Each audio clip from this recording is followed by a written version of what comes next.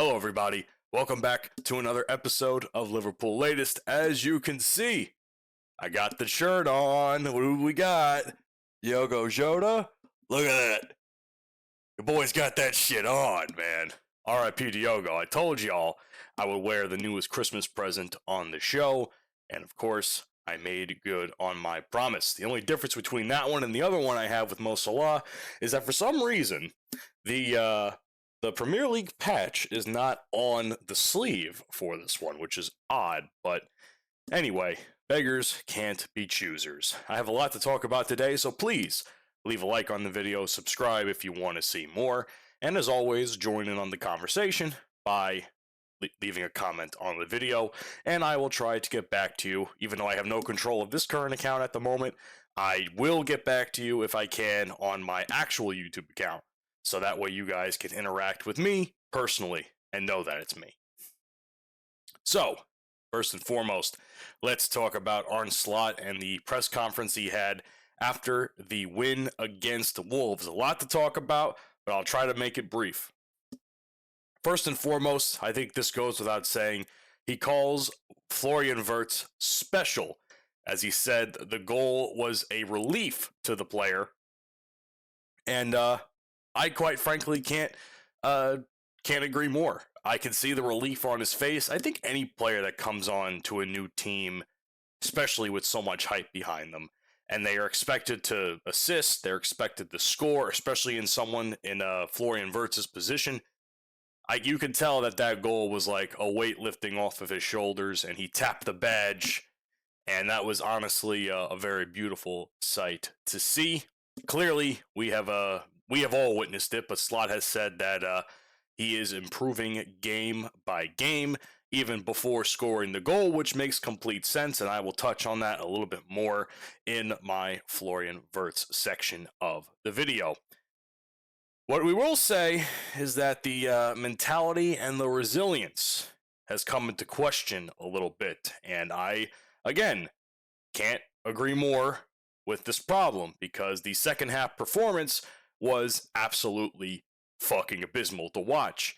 And the fact that we allowed another set-piece goal was also something that I have been touting has been a problem for a long time, yet for some reason they choose, or that they haven't fixed it as well as we should have by now. But the good news is that the team is not rolling over and dying like they have in previous matches throughout the course of the last couple of months. They are still fighting regardless of the fact of whether they are up or down. Thankfully, they're up in these times, but I would prefer to have more of a solidified lead and dominance throughout the course of the match. These shaky second half performances are not going to do it for me, especially in the sense where we are now kind of back in the title race. We're now fourth place as we speak, or at least we were fourth place. I haven't checked the games today, but we were fourth place in the table, and we now are back into it. So there's no reason why we should not be competing much more at the level that we expect the team to play at. And I agree with Slot in the sense where it's just getting to a point where it's a little bit tiresome. Granted, this is also coming from some of his doing at the same time, so obviously it's easy for him to sit and criticize on his high throne and be like, yeah, I don't like the way we played in the second half. Meanwhile, his choices are a direct reflection of how we played in the second half. So that's all I have to say about that. Either way, the momentum swings need to stop, because once we face Leeds next week in the new year, it's going to be something that is that a lot of our other more prominent opponents are going to take advantage of, and thus making the title race ever more distant for us, because we're only like 10 points or so away, which is shocking to say right now considering where we were just a few months ago. But one can only hope that the other teams continue to fuck up, and we somehow, some way, solidify ourselves at least a top 3 position. And hopefully Arsenal will be the team below us in that sense, being that they will be probably the third. but that's only hoping, right? The set piece problem, again, I will harp on this as much as I choose to because I have talked about this for many different times on many different games. The set pieces are, in fact, a problem. We should not be allowing other teams to score on a throw-in or countless corner kicks because that seems to be a revolving problem that we are having is specifically the corner kicks. I think the fact that they have decided to abandon that, whether it's using it for offense or in this case defense, I think that is a direct result of our preseason choices that we have made that I had reported about. And I am personally not a huge fan of that call because I feel like the team is lost in the set piece, whether we are trying to score or whether we are trying to defend. And frankly, trying to score on a set piece is just as abysmal. Unless you're Dominic Szoboszlai, who's shooting the ball from God knows how far with pretty solid free kick attempts and not scoring at times. At this point, set pieces are just going to be something that continues to bother us throughout the course of the season, and I have made peace with that until I see any sort of change. That is going to be something I continue to harp on, continue to talk about, and will continue to criticize Slot for, because the fact that we are now 18 games in and it is still considered a weakness, a clear weakness, mind you, in his reports and his words, it is very much, in my opinion, at this point, stage in the game of the season, pathetic. He did also touch on Jeremy Frimpong, who had a very good pace and directness when it came to crucial and low blocks in his defense. He was also very pivotal in a couple of goals, in the sense where I believe he was the one that helped set up Gravenberch for his goal, which opened up the scoring for the match. And I'm glad Frimpong is back, because had he not been back, we'd be in a very, very, very bad position. So our back four would be more or less a back three because we frankly have nobody else left in the position to play, because I don't think by any means Andy Robertson will be playing at right back, because I don't think he is a natural right back to begin with. But that's just my 2 cents on it. So the fact that he has a second assist in 2 games is very much a godsend for us because, well, without him, we probably would not have scored that first goal. As we continue on with all of our topics today, I'd like to touch on the transfer window, which is just a very short few days away, ladies and gentlemen. Thursday, I believe, is the first, and that will open up the floodgates. So I'm going to give my 2 cents on how we should approach the January transfer window. Clearly, we should not be making any sorts of panic buys. I believe that this is a problem we have had in the past. What we do need, is definitely a top-level performer, particularly a center back, if anything. Konate has been questionable at best. Calvin Ramsey is not necessarily reliable because he has not played a whole bunch of games this season. As a matter of fact, he hasn't played a whole bunch of games at all in practically like 3 years. So I don't see Slot relying on him at all for any sort of start and or sub-in for Konate. I think Mark Gahey is still the guy to go to for this transfer window. A lot of people will also argue Semenyo. I don't know, because I'm kind of flip-flopping on the whole Semenyo thing. Do we really need a striker right now? With Isak gone, maybe. But with everybody else's interest in Semenyo and that buyout fee, I question whether or not we are actually going to pull the trigger. It seems like that is not something that is going to happen, so I might as well make peace with it now, because I have said before, we can't have every single star player in the Premier League, as much as we would like that to happen. Unfortunately, teams that we do not like are going to have to make some big money plays too, and I have a feeling that Semenyo will wind up on a direct title competitor for us instead of remaining on Brentford or Bournemouth, wherever the fuck he is, to be honest with you, because honestly, I could give less of a fuck where Semenyo plays. At this point, I'm more concerned if he goes to City or United or fuck even Arsenal. I don't even think Arsenal's even in in the conversation for him, but still something I'm very concerned about. But I'm like 90% sure he's on Bournemouth. Either way, I still think the center back needs to be our main priority. Obviously, Leone's injury has hampered us quite a bit in that position, and we certainly do not trust, or at least the club does not trust, Endo to be in any sort of center back position or defensive position, and Gravenberch is definitely not a long-term center back option either. He favors the midfield much more, and I think he fits that role far more than any sort of defensive-focused role could ask of him. So it really comes down to what Crystal Palace demands from Mark Gahey, because that is going to be the make or break moment for us. Are we willing to spend a lot of money for that? I think reports say that the January exit is unlikely. I call bullshit on that. I firmly believe that Mark Gahey is, first of all, Palace is nowhere near contending compared to where they were earlier in the season. I'm pretty sure, if I'm not mistaken, I'm going to look this up live, so excuse me 1 second. I am pretty sure, yes, they did lose to Tottenham today, which is going to affect their place in the table, which is currently 9th, which is only about 6 points below us. It's now halfway through the season.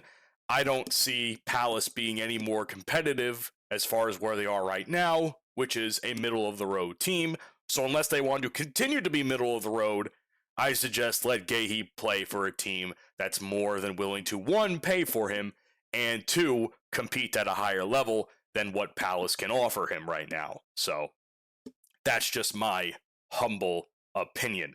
As far as the attacking options go, again, Semenyo is still an option, although I see him being highly unlikely now with so many names in the pot.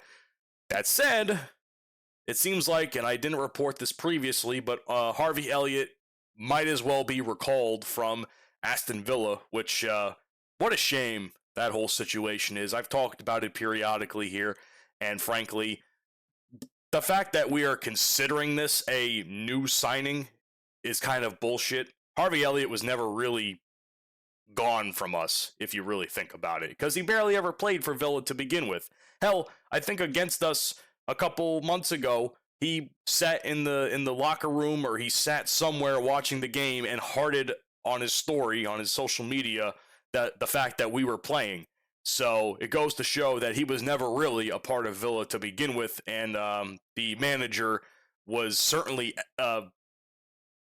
made that very relevant as well in the news. So I do not call Harvey Elliott a new signing by any means. If anything, this recall will probably help us in the attacking and midfield positions, but I do not see this being a huge move by us. It's just simply, hey, we want our guy back. If you're not going to use him, we might as well get him.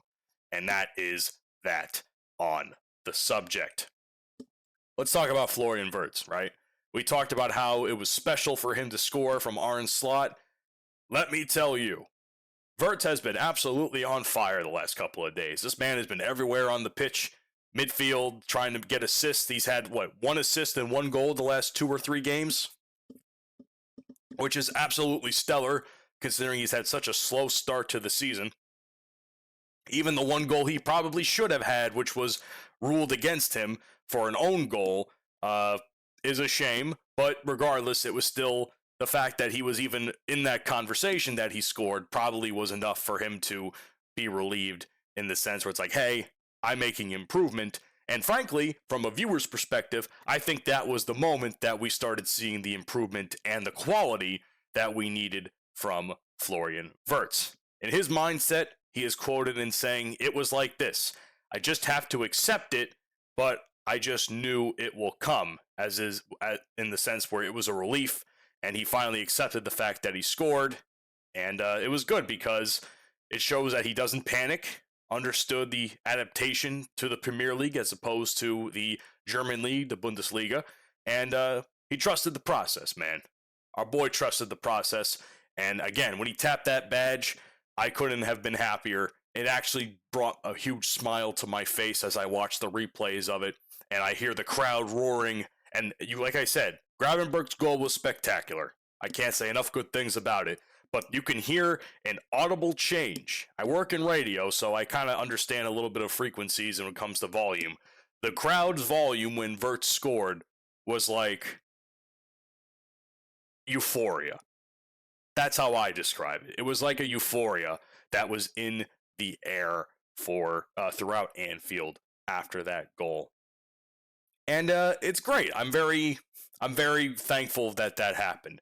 Thus, doesn't mean that Wirtz is not he is not critical of himself. Words are hard sometimes, ladies and gentlemen. I apologize, but he's also been one to touch on the poor game management as how they've handled the second half performances.